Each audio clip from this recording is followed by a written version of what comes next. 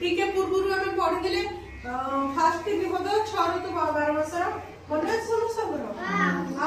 practice करदेव है मामा को कह आउ प्राक्टिस करदेवे एबे आउ जो 3 पद रही बोलूँ मो पछे बोलो है बोलो हिमे कार्तिक मार्गशीर राति रे पड़ई शिशिर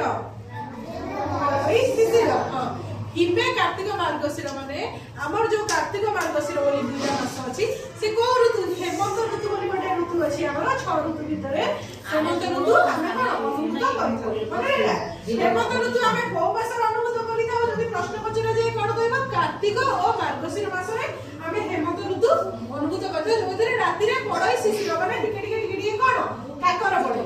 तापरे शीतरे पौष माघ मास बोलू ना शीतरे पौष माघ मास देहरे रख शीत मास शीतरे पौष माघ मास माने शीत जो ऋतुटा हमर अछि सेटा कोन पौष माघ मास रे से जो दुईटा मास रे हम से बेसी अनुभूत होय देहरे रख शीत मास आमे स्वेटर हो जैकेट हो कि कपड़ा हो सेटा आमे व्यवहार करनु सेटा होची शीत मास शीत ऋतु रे आमे व्यवहार करनु एबे जे अनुभूत होची शीत लागने एबे समस्त स्वेटर पिनलो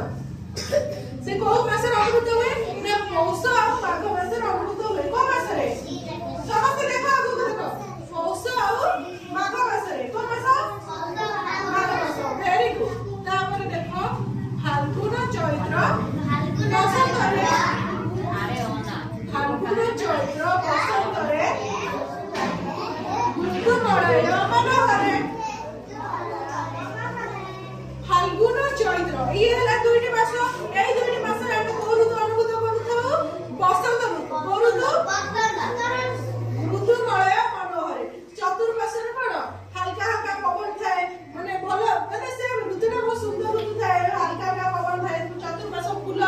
फल से जो माने परिपूर्ण थाए बसंत ऋतु सबुठार हमर शेष ऋतु हैला